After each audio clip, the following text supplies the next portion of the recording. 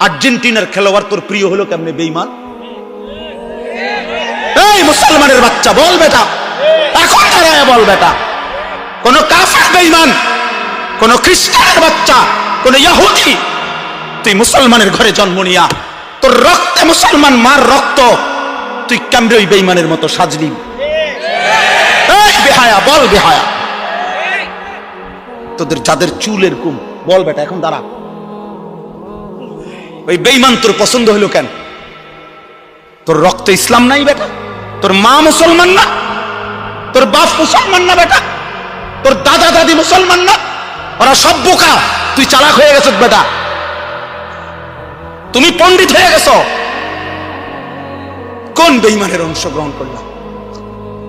কেন সাজলা বেঈমানের মতো? তোমার নবী নাই, তোমার রাসূল নাই, তোমার আল্লাহ নাই,